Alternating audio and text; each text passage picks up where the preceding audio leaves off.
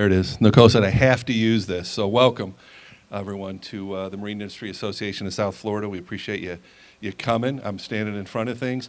I don't follow protocols really well, just so you guys know, nor have I ever.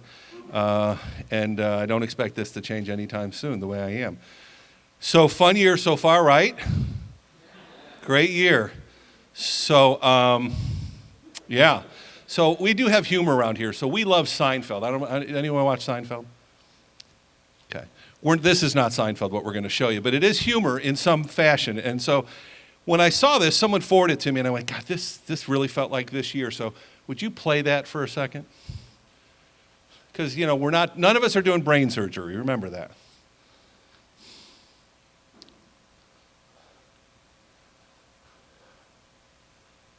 Can you make it big? Thank you.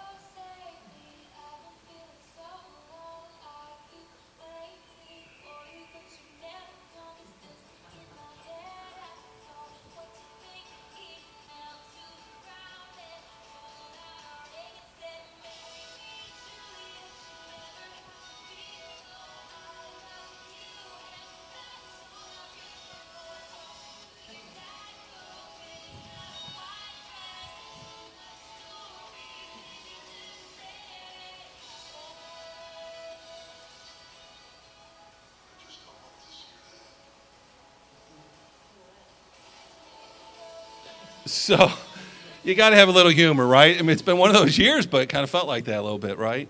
And so, you know, when we got together in January, when you look at our industry, I don't know if you guys know the size and scope in Broward, but it's an $8.9 billion industry here.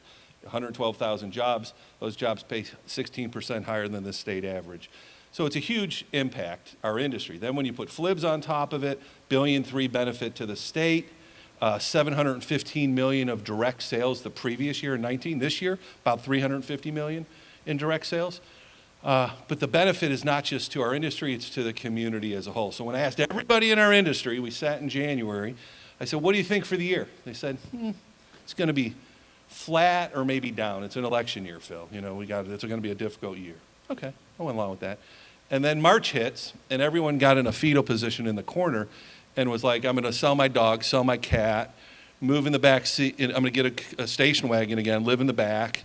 And 08 was like underfoot, right? And then in May in our industry, we started getting this tick going up. I mean, huge up, guys. Like the best in the history of our industry in sales for companies like MarineMax that does $1 billion for a year. The 2 months during their 20, I think they're 20 years old now, a little over.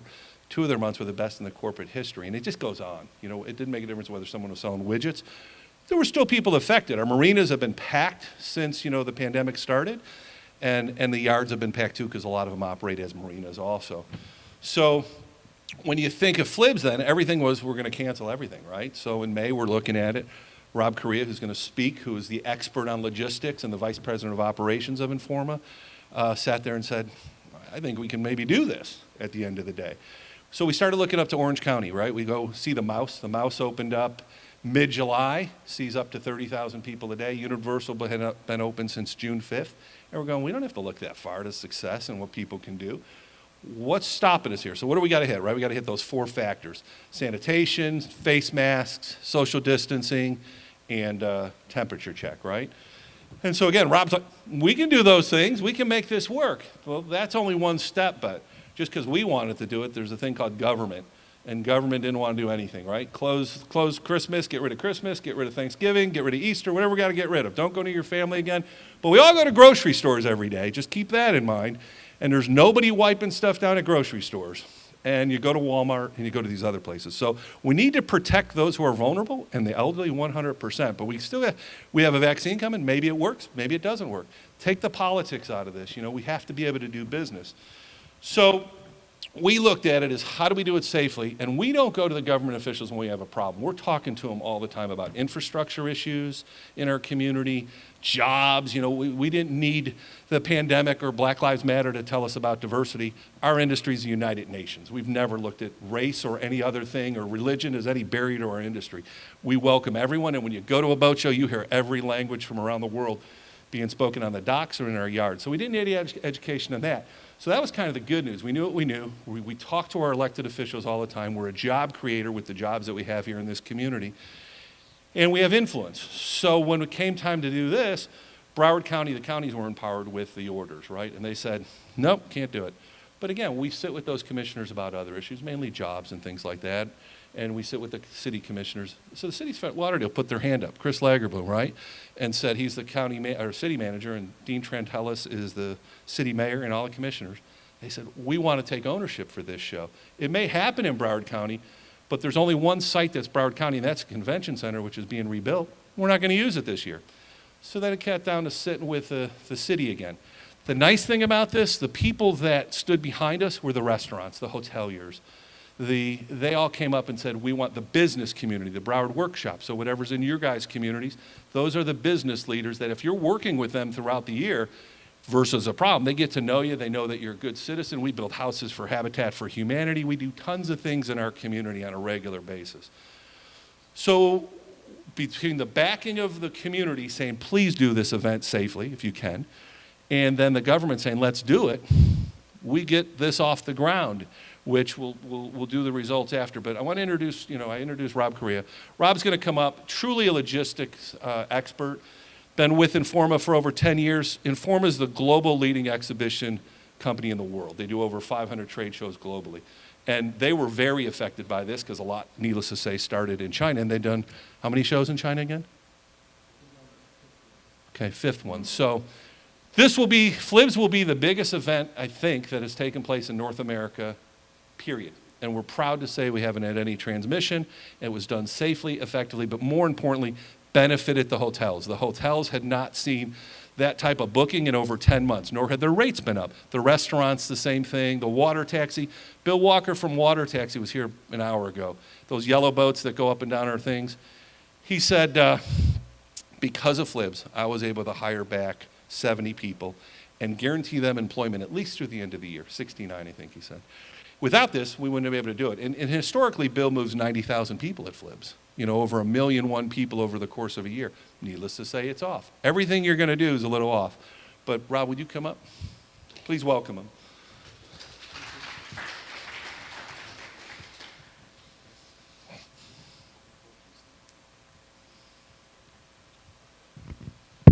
Everybody hear me okay? First, I'd like to apologize. I stuttered a little bit, so if I repeat myself more than once, I do apologize in advance. With respect to the show, yeah, I manage all the U.S. boat shows in Florida. in the U.S. And I've built FLIBS now for over 10 years. Again, 7 miles of floating docks, 200 miles of cable, tents, and you name it, we put it all together. But when it came to this project, and I was told, you know what, I think we have a shot of putting this event together in the midst of COVID, with getting kind of negative feedback from some of the government officials. How do we make all this work? So I'll start with that. Which one am I supposed to be touching here? You gotta love technology. Normally we keep a 12-year-old in the audience, and that way we know what we can see. The 12-year-old had to go to school today, homeschool, of course. I guess we could do it by hand if we have to.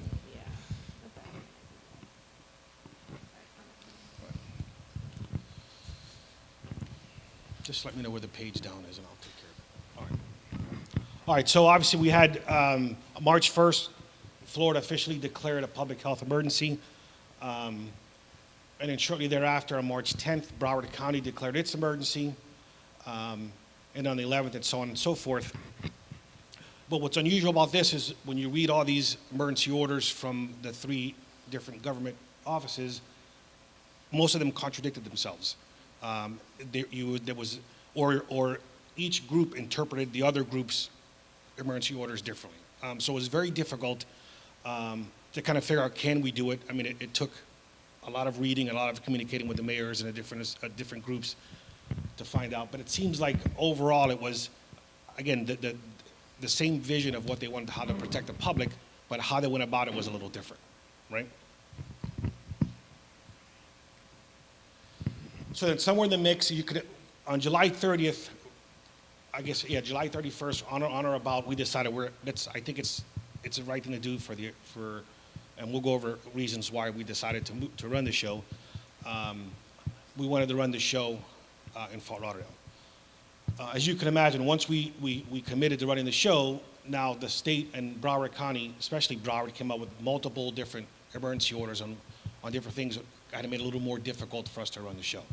Again, I think we clearly were able to make it all work, but it wasn't easy to deal with Broward County.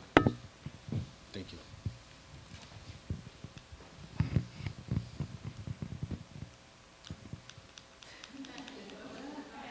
It's not easy to mess with this thing. No, it's okay. I'll do the page up and down. All right, so why run FLIBS? Obviously, Phil and the MIA group and Informa, obviously we had multiple meetings and we found that there was over 100 reasons why we shouldn't run the show. And we kind of circled back and it was always 3 main reasons why we shouldn't. Our industry needed it. We had no events since March. We thought the majority of our exhibitors and our vendors and obviously the locals here in Fort Lauderdale needed to have the event. Again, our city, county, state needed, it's a huge economic impact. I think the last number was 1.8 million. 1.3. 1.3 million? Billion. Or, I'm sorry, billion. Billion. With a B. And obviously the third one was my favorite, was we had to prove everybody that we could do it.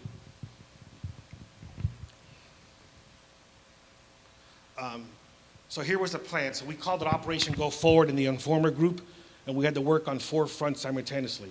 We had to deal with the city of Fort Lauderdale, Broward County, the Broward County administrators, and obviously create and execute a COVID plan that's never been written before. How do we put it together? There was no rule book on making that work. City of Fort Lauderdale, obviously we had Mayor Trantillis. The group was extremely supportive to the event. They kind of had our back during the planning phase of it, and they kind of helped us out with the county and with the state. Broward County, Mayor Geller, again, very supportive, but they still needed that confidence on our plan. They were like, oh, we're good with the show, we're okay with the show, but we need to make sure you guys, it's a safe show, without giving us clear direction other than obviously you guys have to make it work where it's safe. With the commissioners, again, they were very critical, with the administrators, Henry and Cohen, they were very critical of the event. It wasn't easy, it was a lot of meetings, hundreds of emails, hundreds of phone calls, to kind of devise, at least kind of get down to what is required by all groups to give us our final stamp of approval to run the event. And obviously the last item was to create the COVID safety plan. And it wasn't, writing the plan was pretty easy. It's how do you develop a plan, and at a show that's that large, how do you execute to make sure that everybody's wearing their mask, everybody's doing the temperature checks, everybody that's inside the show is following the rules. So it was obviously the plan's pretty comprehensive, and we'll go over some of it in detail. But the important thing is that the county was gonna have inspectors on site, the city was gonna have inspectors on site. So how do we run this event to make sure that we're not getting called into an office every 10 or 15 minutes because we're failing to meet or what we agreed to on the plan, right? So the Informa group, we got together with help from the MIA, EDSA, GBAC, United Services, and we developed a comprehensive, obviously, the original plan was about 12 pages, and when we were done 2 or 3 months later, it was 56 pages, and we called this the All Secure Standards for COVID-19 Business Recovery. So based on these meetings with the government officials, and everybody had different points of view as far as what was important, we decided let's put everything in a bucket, let's create let's create this from scratch.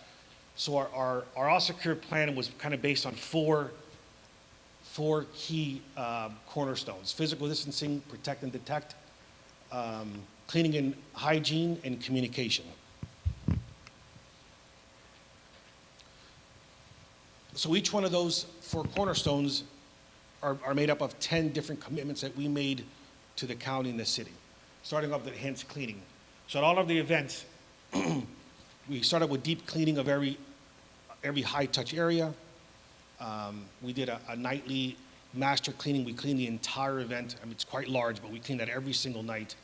And then we had, obviously, people cleaning every hour on the hour on the high-touch areas, the handrails and the ticket booths and the ticket desks and counters, bathrooms, things like that. Personal hygiene, we installed about 195 additional hand washing stations throughout the event. And that was actually hand wash stations as well as sanitizing stations. So obviously there wasn't any, you couldn't go any more than 30 or 40 feet without having an actual station to clean your hands or disinfect your hands. So I took some of the pictures while we were, just so you guys have an idea, the hands cleaning. These guys were cleaning all this, again, every hour on the hour, the personal hygiene, the sanitization state. Oh, shit.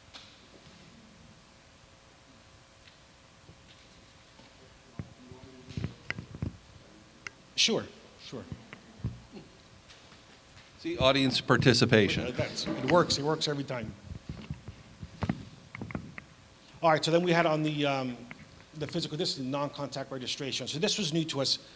For a couple years, we were planning on doing something similar to this program, but we were forced this year to do it. And I think it was a good thing. I think it worked out. There was no more tickets. Everything was done on cell phones and things. I mean, it worked great. And then we were able to not only reduce the contact, but we were able to get more information from our attendees that were coming to the show. Everything was online, and we'll go over that in a little bit. Let's go back to the physical contact. Again, we did that with more stickers and printed material, things like that. Physical distancing, same thing. We made sure that we had,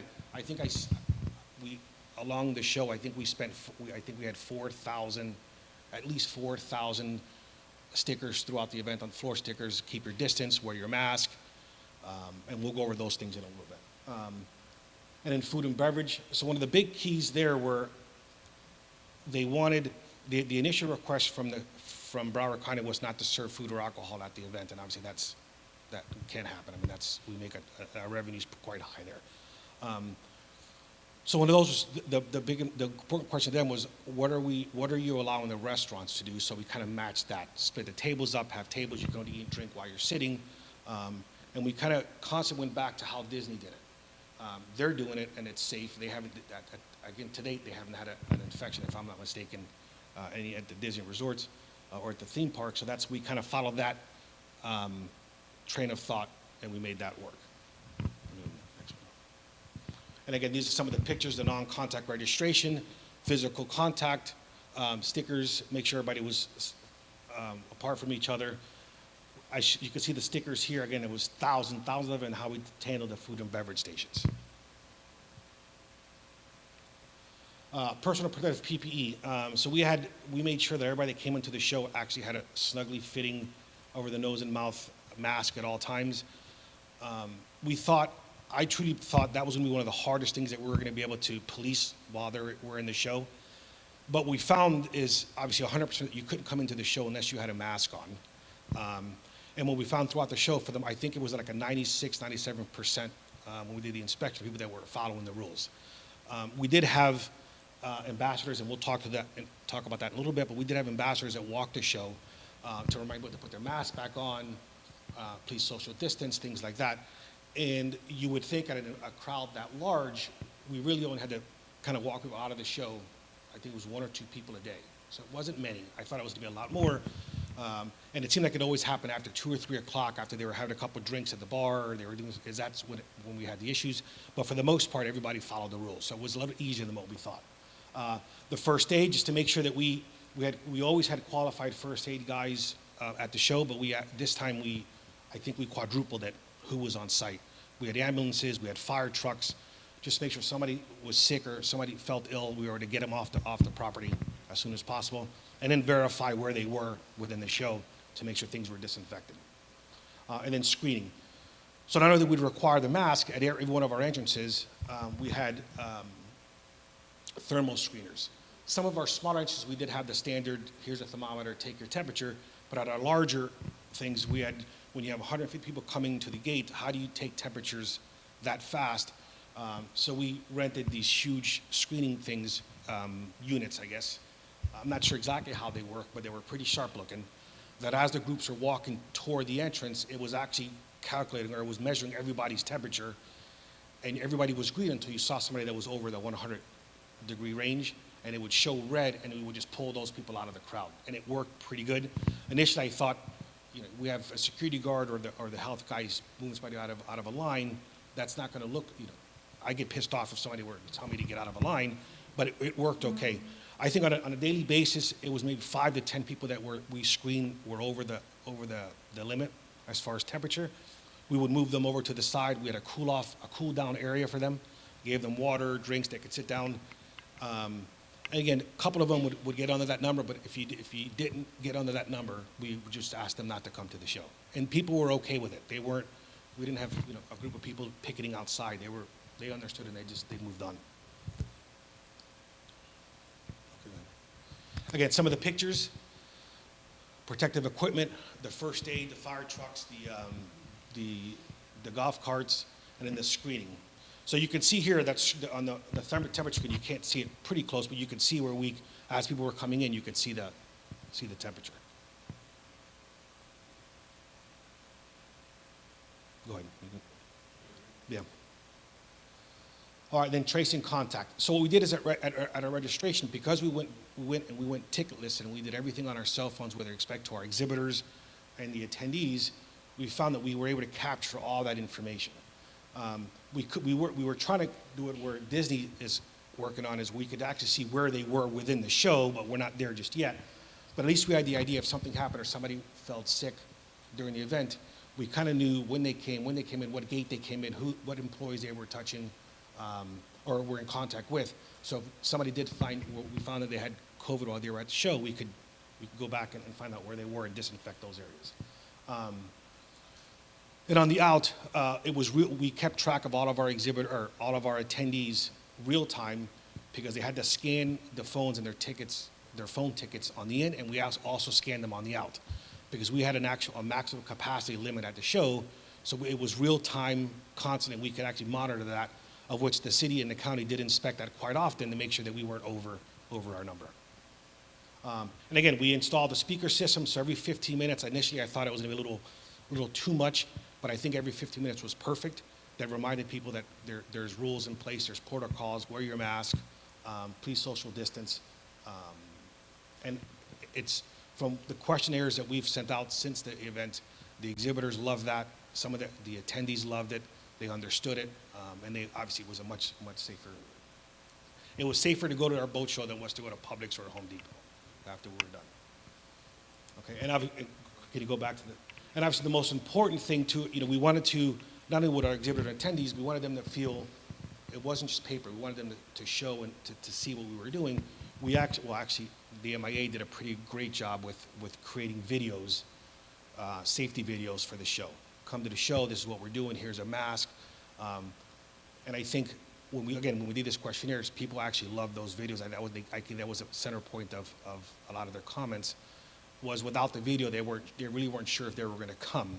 It was very important that we put something like that together. Okay. So we put the plan together. Everything was approved. But going back to the county and administrators, we had to add a few more things. We did have 15 safety ambassadors throughout the show, and these guys they were bright red shirts. Please wear your mask. These guys, they were just walk up to a person, please put your mask on, please social distance. And for the most part, people followed the rules. If they did not, there were county inspectors that were there with each one of the ambassadors So as there was an issue, the county inspector walked up to the person to resolve the issue, where the ambassadors just kept on going. The ambassadors aren't trained to deal with these people with somebody not following the rules, and it worked perfectly. The mass temperature thermal imaging that we did at the main entrances worked great. I think we need for the next, I think we're going to continue to do that, and actually just a much larger scale in the future. We were able to monitor our guests real time of the show. We've never been able to do before. We were required to add the plexiglass to all of our ticket stations, all of our scanners, all of our concessionaires. Anywhere where there was some type of transaction with the public, we had to put plexiglass. In some instances, some of our exhibitors that had the cash and carry type guys, we installed some of the plexiglass on the first day to make sure they were protected, as well as the attendees. And the big one that I get all the questions about is we did change the initial request from the county, even the city, where we needed to remove our air-conditioned tents. I mean, that's a big draw, other than the big boats at the show, is how do we make the air conditioners, I mean, the AC tents safe. So we met with the Greco, which does the majority of our power generation and our AC rentals, and we designed and custom manufactured pretty sizable air purifiers. I mean, they're the size of my pickup truck, that had HEPA filters. And we did the calculation that we tested, that we were able to clear out or scrub each of our tents at our boat shows in under an hour. I would say when you worked in tent, you kind of felt it, but that's just me because I helped design the event. But it was pretty impressive. And when you see the test data, I think is as good or if not better than some of the local hospitals. So those are kind of the main additions to the event. So the results. So when I mentioned that we sent out questionnaires to some of our exhibitors. I was impressed, or we were impressed with some of the feedback we received. Some of the, we had exhibitors that were ecstatic. Though our numbers were a little lower than what we thought, what we planned, the people that did come or dealt with the lines and dealt with the COVID rules, they weren't just kicking tires. They were in there, they were spending money, they were buying boats, they were buying equipment. Most of our exhibitors, this was the best show they've had in years. It was impressive. Our city partners, Phil mentioned hoteliers, restaurants, mechanics, all local guys all called us and said they hadn't had this much business since March. They loved it. Thank you. They thanked us for hours in multiple meetings that bringing the crowds in. And the best thing is that the event wasn't a super spreader. To date, as of yesterday, I have not received not a single confirmation from either the city or the county that we had an infection at our event. So that was the great news. So what did that do for us? So Informa, we do. Phil touched a little bit on how big the Informa is. Obviously, we're a global company. I think our sales are just above $7 billion annually. Not all from events. I think the event part of it's a quite smaller portion of it. But obviously, it was important to the city and the state. But it was also important to us. We didn't want to have an event and then find out we had an outbreak that would hurt us globally. So we made sure we spearheaded the COVID plan with a large-scale event, and I think it worked. And that's kind of all I have. So, Rob's very humble. Before this event, Rob had a full head of hair, and people used to comment about his hair.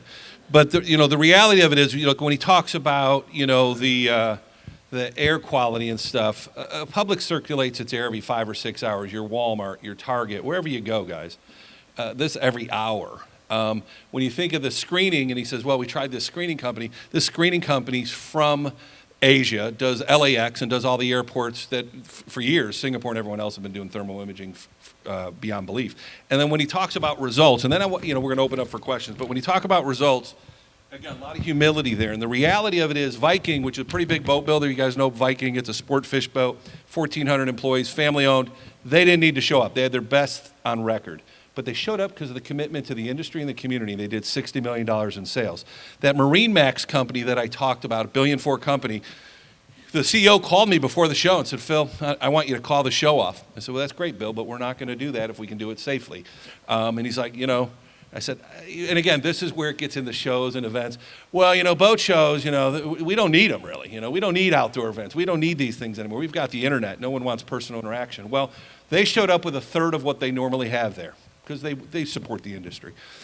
So they show up with a third of what they had. They sold over what they did, but they have 77 locations around the U.S. Most of the locations this time of year are shut down, right? It's snow and it's iced over. 77 locations. They then, Chuck Cashman, who's their COO, said, I tried an idea internally to activate those other places. And guess what happened? I said, nothing. He says, 300 boats sold. We did over $225 million in sales because of FLIBS during those 5 days. And it just goes on, guys. Contender, small boat company, in terms of center consoles, best show ever. Boat lift company, what's it called? Neptune Boat Lifts. $1 million in sales where you saw it there. And then NBC, this was big for NBC too. So NBC's, this is our 3rd year of a partnership with them. And the commentators are Townsend Bell, Lee Diffie, and Will Christian. Townsend races cars for Lexus. They do the Kentucky Derby, they do NASCAR, and they do Indy. They've done all these events this year without a single person, in front of them. So when we were planning to do this, it was like, he's like, you sure you can be able to pull this off? And Lori will tell you, he was calling Lori, who was our vice president of operations here, or vice president, I said, of operations. It is operations, I guess. Lori Wheeler and Megan Piggott, who does all our videos. You guys know Nicole. But Townsend was calling Lori on a daily basis saying, is this really going to happen? And we said, damn right it is. And we put our money where our mouth is. Informa did and we did. And that show it showed up this year on the Sunday, last day of the show, hits 90 million households. And more importantly, Lexus sponsored it this year. And so Lexus hadn't done a show in, there's no fans, so they weren't doing anything. Normally they do a show and they see 14 inquiries that they pass out to local dealers, auto shows, things like that. They did our show. They've never been in our space before. They had over 300 inquiries of qualified people. So it's through the roof for them, for a turnout. And as Rob said, it was all done safely. Everyone that showed up to our event, was it different? Yeah, it's like getting on an airplane, going to a restaurant. But it was hugely successful.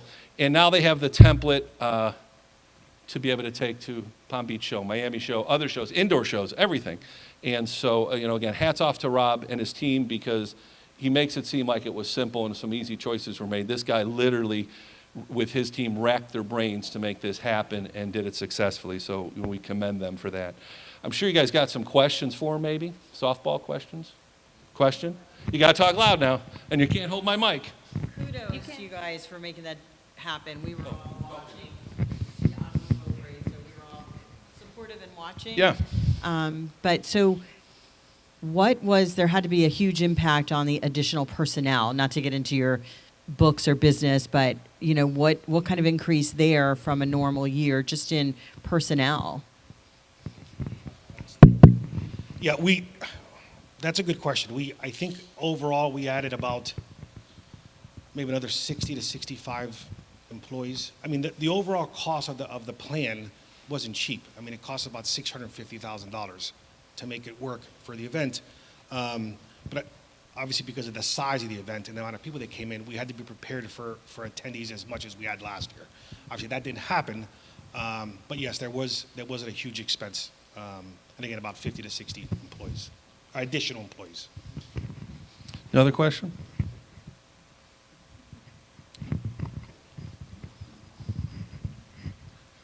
How much of the equipment that you manufactured for this year you can use in the future? Well, just about all of it. We did very little. We didn't know how long this was going to be around back then when we were designing everything. We have multiple shows, so rather than going out, we did very little rental. We actually manufactured all of our sneeze guards, other than the mass temperature check that was quite expensive, and we didn't want to spend that much dollars for one event when all of our events are a little smaller. We manufactured everything in-house and we could use them over and over. So it's quite a bit, about 95% of the equipment we used, the additional equipment we could reuse. And one of those things too, in doing what they did, as Rob said, there was no COVID playbook here, right? You didn't go to Cliff Notes. I'm a big fan of Cliff Notes. Didn't go to Cliff Notes and find someone asked me, what's on my nightstand a few days ago in a question. I actually do have books on my nightstand despite the way I look, but they look like yellow books a lot of the times and they're thin. But that said, what they've done is best practices for our CVB. So it can be, for whatever county you guys are from or wherever you're from. the government learned from us immensely. And again, we wouldn't have held this event if we didn't think we could do it safely. So it wasn't like we were trying to just push it out so we could do it. To do the event, you sit there and go, well, was it economically viable? No, we lost money. Informa lost money on this event, make no mistake. But this was the 61st boat show at the end of the day also. And when they have 500 other trade shows, they got to figure out how to make something work, because like the videos that were done that Lori pioneered with Megan and the team's influence, those videos were really important to give people's confidence. We learned from the CEO of AT&T many years ago. We were at an event, and that's why we do that Salty Jobs series about jobs. I don't know if you've ever seen it. It's professionally filmed. That he said his business went up 150,000%. Me not being that smart, sitting in the audience, I went, that's a lot of new phones. And it had nothing to do with phones. It had to do with video at the end of the day. And that's the way the kids consume it, and that's the way the attendees consumed it also. And so all these things that, like the ticketless system, it's been being done everywhere for years, right? But now we capture the data points, where these people are from actually, and who they are. And then this dashboard that they created, now they'll have real-time dashboards, who's on campus and where they are as we keep going forward. It's just expense. But we knew where they were at, so we could have traced them back. And then working with our CVB closely, we built a relationship that we've been trying to forge for decades, that we would get to a table with them, ask for something, and they would say, no. And they would go down their own events, because again, everyone wants to be proud of what they create. You know, so they would sponsor events like, no disrespect if anyone in this room does Riptide, but $1 million goes towards Riptide, and you get Casey and the Sunshine Band there. It doesn't follow the mission of what a CVB is. Put heads in beds. We put heads in beds. That's the difference. We can quantify that. And so the CVBs, they're not flush with money anymore, right? Any of these places. So they need events that are proven, like your guys' events, that get people back together outside or inside, and that can do it safely. And that's his all secure document that Informa created is being used in Vegas. It's being used across the globe, because when you look at Vegas, you think everyone's going to come back when they opened it. Not the case, right? Look at our hotels. They're running at 40% occupancy here. Our, airport was down to 85%, at Fort Lauderdale International. One thing that was really interesting here with our audience, the FBOs, Fort Lauderdale has its own airport, executive airport that they own. Business is up this year, basically. As with the FBO around Fort Lauderdale International. When you talk to Mark Gale, who's a great guy, CEO of Fort Lauderdale International, business was down in the pandemic 85%, right? And it's still just climbing in that marginal range.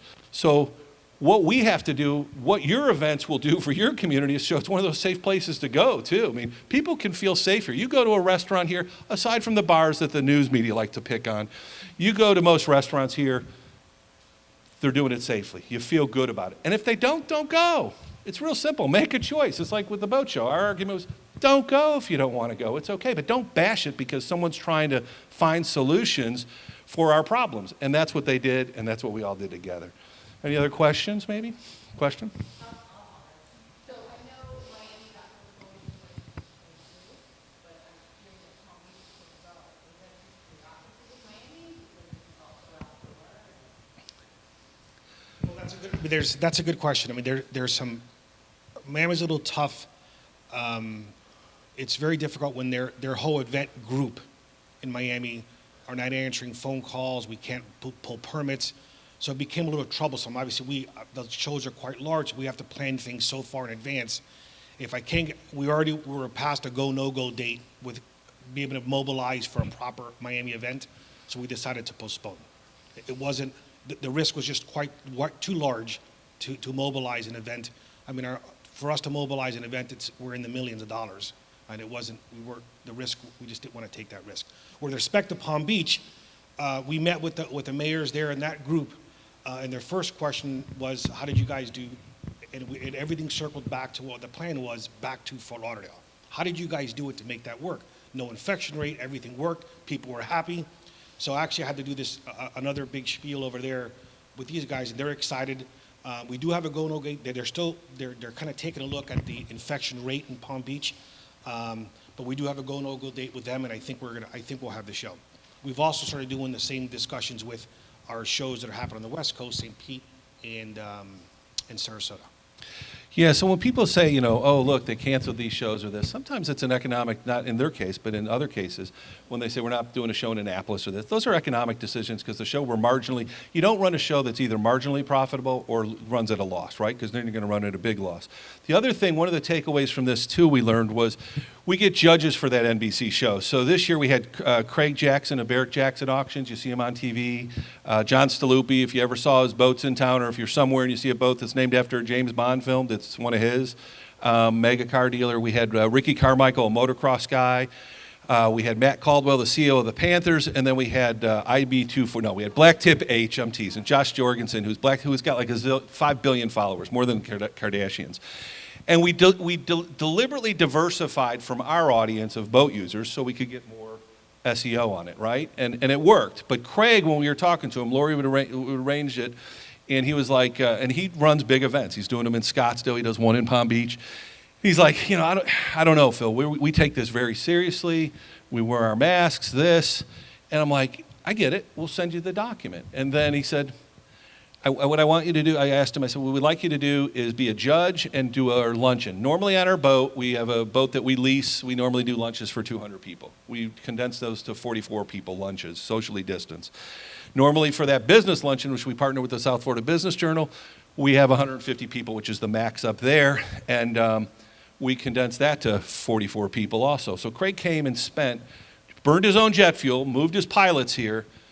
But the day before the show, or 2 days before the show, he calls Lori up and he goes, I'm having some plane problems. I said, that's the bullshit excuse that people use when they own a plane. My plane can't take off. I'm sorry, I can't make it. I said, tell him no. And so he showed up. Point is, he showed up, felt really safe, did the judging, which he loved. And then secondly, he is buying a house on the Intercoastal and buying a big boat. So the benefit, again, by getting on with your life and doing these things safely, and he did it. And now he's got best practices, again, that maybe he didn't know, that Rob created and his team, that he can apply to Barrett Jackson also. So whatever we can do as an organization, or I can't offer Informa's skill set, but we're happy to share. I mean, none of this should be secret. It's not. It's to benefit everything you guys are doing. So, other questions? Got to be a softball question out there. Come on. Nothing? One last question? We're all talking about what the future holds, and we know this eventually is going to go back to a new normal, whatever that is. What did you discover that you're going to keep in this great find without masks, without this stuff, but something that maybe you hadn't done and discovered during this time? Go ahead. Yeah, you go. We actually found quite a few things. How we redesigned all of our main entrances worked, and it worked. It was much smoother. That's what we're going to continue. How we handle that. How we handled the online ticketing. I mean, people were doing that for years. We were kind of dragging our feet just to build that infrastructure for us to make that work, and not only make it work, but make it work where it's portable. We had to go to show to show to show, right? So that equipment's very expensive. So again, we were dragging our feet, and it worked, and I think we'll never go back. I mean, there's no reason to go back. How we handle the safety with some of our employees, with what they're wearing, PPE, and I think, for the concession guys, although this may go away, but I think we're still going to require the sneeze guards, we're going to require the gloves, obviously. And I think even the mask and the consent, it just gives you that safe feeling environment, right? How we bring some of the boats and how we stagger them, how we plan when their boats are coming in and they're docking on our docks. Everything kind of worked better because we were really focused on it. Over years, it was just we need to bring the boats in, but I think we measured it out, and I think we've done the groups, I say we, but me, or the groups done a very good job, and I think it kind of changed our entire ops process at our events. I mean, that's what we'll take away from it. Yeah, and I think the industry learned too that one, you got to support your industry and support events, because the people that did it had a fantastic turnout, like better than ever. And equally important, they found solutions to do it, because while we had a bumper year, that's not going to last. This economy entered into a recession in February. We haven't even talked about that yet on any basis, right? And it did. And so, we've had a long run without a recession. Then you had everything else, God knows where it goes. But regardless, our industry came together, which was really good, just like we're doing downstairs for Toys for Tots and doing those things. Nicole did our annual Christmas party yesterday, I think, or the day before. And she's doing a great job because, again, she had to go just for our annual dinner. You know, we were probably one of the first people to professionally produce an annual dinner. We brought in Media Lab, which does our Salty Jobs video series. Did it cost more money? Sure. Was it less than doing it over at the Marriott? You bet. But more importantly, it delivered a platform of what we're now seeing. We just did the Alliance video with them last week. And they did it professionally, and that's going to be a lot more the norm. So I think you're going to see a lot of that, which is, if we do it, we were already planning for this, the spring.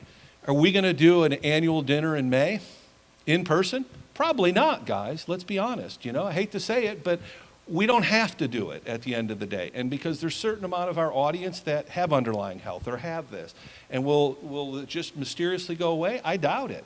And so there's, whether it's a flu shot or anything else, nobody knows what that means yet. And so we're planning for something. By the fall, yeah, I can tell you our industry will opt back in heavily into show again because those are the platforms. This will help the Monaco show that Informa actually produces. And it'll help, again, when all those shows got canceled overseas, when someone said, the Cannes show got canceled, the Monaco show, Mets got canceled, those are all things in our industry. They got canceled because their borders were closed. That was the reality of it. Their borders were closed. And they have different economies, and there is a different mindset than the average American, too. One thing about us, we're a resilient bunch. We all find solutions. So whether it's the boat parade, which we sponsor in some capacity and are proud to be a part of it and its heritage, but we still have to think of what ifs, right? What if? And so we started thinking what if real early on this, and we're already thinking about what if in the spring so that we can deliver what our product is, which is the advocacy we do for our industry and stuff, in a professional manner and get the results. And this team here, and Patience isn't up here right now, but they kept our industry open as an essential business also, which was really important, really important. And that was because, again, we didn't wait to reach out to the politicians when times were bad. We do this on a weekly, bi-monthly, monthly basis, talking to them about a million things that don't even affect a train bridge here. We're the ones, this association came up with the idea to carry it over Broward Boulevard, which benefits the whole community. So it's not just about that bridge over our river that sits this high off the ground. It's really about the community because this, joint government center. So all I'm saying there is get at the table from wherever you are if you run an event, and get at the table the rest of the year, because putting that hand up in every meeting or around those meetings and talk about the benefit that you bring, whether it's a 5K run or the air show. Is someone here from the air show? I'm curious how that went because I know Rob was asking too. How some of that happened was, again, it had to get permitted with the city of Fort Lauderdale. Again, I give Chris, air show?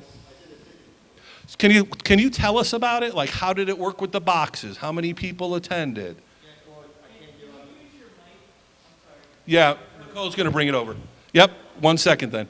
But how that happened with the boxes a lot, I can tell you how it happened, is Chris Lagerbloom during the pandemic went up to Central Park here in the middle of New York City, which was shut down, and they were doing a concert in Central Park with squares, 10 or 6 feet apart with so many people allowed in the middle. And he came back, and when was that, Lori? In July, he told us? He's like, you're not going to believe this, but I just came back, and they just did a big event in Central Park, of all places. So would you share what went on? Well, yeah, the way we sold it were sandboxes, groups of 4 or 6, and spread out right on the beach. What did those cost? I believe off the top of my head it was like $200 and some, but how much was it? Yeah, on the side was $350. But what they did was they were able to get more revenue out of it by selling them in groups than your typical general admission ticket. So Right. they got more value out of it and kept everyone safe. And can you talk about attendance or no? I really can't. You'd have to kill me. I understand. Right. Um, I would love to, but No, yeah, I get it. You'd have but, to. yeah, no, look, they pulled it off, and we did through our ticketing. We've done five or six air shows already. Have you really? Yeah, since Congratulations. March. So, but you have to think outside the box. The one that we did in New York was the drive-in. Okay. So, yeah. So it's just promoters. And how was it attended? Well, Great. See? Over 2,000 cars every day. And there you go. Yeah. And, we're actually doing the ICAST right now via online. Oh, yeah? Air show, trade show, and everyone talked about it, that people stayed in their cars during the drive-in, like meaning when it was time to leave, we always had bad traffic. Leaving the site, people stayed and hung out and, within their cars, listening to music. So the parking guy was thrilled. And Yeah. he talked about that yesterday during the trade show. So what shows do you have coming up that you're involved in? Well, hopefully we're going to be doing, with Informa, doing St. Pete. Which other ones do we have coming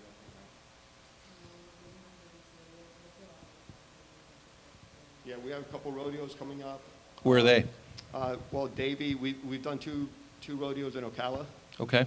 We're What- going up to the Sugar Bowl for, Okay. we're going to do the ticketing there for the Sugar Bowl game. Nice. Yeah, but, very small crowds. Yeah. They're cutting the staff in half. We have the national championship coming for college football playoffs. Yeah. What they're doing there is they already told us they cut all their budget, no fan central, no concerts. They're just going to really cut it down and concentrate on the game. Fantastic. Yeah. So I did have one question for you guys. Sure. If you guys had to do FLIBS a month from now, what would you change from what you did, in October, November? Is there one thing that you guys would change if you had to pull this show off? So a what month from thing, now? what critical thing would you change right now, Rob, do you think? I think we do a much better job with how we handle our parking and our transportation system. I think we did a pretty good job with how we sanitized the buses. I think we should have had maybe more buses, although we almost doubled them compared to last year. I think we should add more because we did have people standing in line at some of the bus stops, at some of our pickups. And I think at the main entrance, our busiest entrance, the one that's by the Swimming Hall of Fame, I think we'd revamp that one more time to make sure we have much better flow to that gate. Yeah, to add on that, the only other thing, and again, the runway we had was the runway we had. So the PSA thing, I would just increase it, elevate it, the whole experience on video in terms of, how people attend. Hey, this is what it's going to be like. This is how it feels. Megan, who's sitting there in the back, goes to Disney every other day. And so, it means something at the end of the day when you go to Disney. They take it serious. You go to River, and I'm sure all the other hotels the same way, but when I go to Heiko's Riverside Hotel here on Las Olas, people are masked up. They tell you to put it on. You get in an elevator. It's one person. And you feel good about it at the end of the day. So those type of things I think are important. Yeah, one thing too, I'm not going to say because Rob's here, but the way he made our staff, feel safe. Our staff increased to Yeah. off the show. And Yeah. We had no issues with our staff. They really took our temp. People say, oh, we're going to do this, but they really did it. They gave us masks, took everyone's temperature. So, there was no complaints from our entire staff. They felt safe coming there all 5 days because we've had some issues at other events that, they hear what the plan is and the employees don't want to go because, they don't like what they're hearing from the promoters. So, one of the things Nicole brought up in a meeting a few days ago, do you mind if I share it? You asked me a question. You're like, hey, Nicole had this idea. She's like, hey, what about doing a behind-the-scenes thing at FLIBS this year for people of the association? And so, yeah, let's do it. Let's figure out a day. We'll comp you a ticket maybe, and I'm teasing, and have you come to the show and show you the best practices that are being, that are being used then, and some of the good and bad and different. Because look, there's nothing worse than no one in this room would do that, but you go to some events and you feel like, why did I go, right? And so whatever we can do to make all the events better and a better customer experience is important. It'll help us all. So that's the way we look at these things about sharing. Any other questions? Because I know you guys probably got something to do. Not listen to me. Rob, thank you so much for your time, for being here. Nicole, thank you for doing this. Nicole is, as you guys know, very quiet. If you don't know that when she comes to your meetings, she's not that quiet. And she likes slides. I mean, she bases her hotel on water slide parks at the end of the day. Can you stop? This So is being keep that in recorded. mind when you do meetings. Tell us where the water slides are. But yeah, so thanks for coming, everybody. We hope you found it informative and have some good information today. And as Phil mentioned, I think it would be fun to do a real behind the scenes tour at FLIBS next year. So yeah, I'm gonna get with Suzanne about that. Thanks for coming this morning, and happy holidays. Thank you all.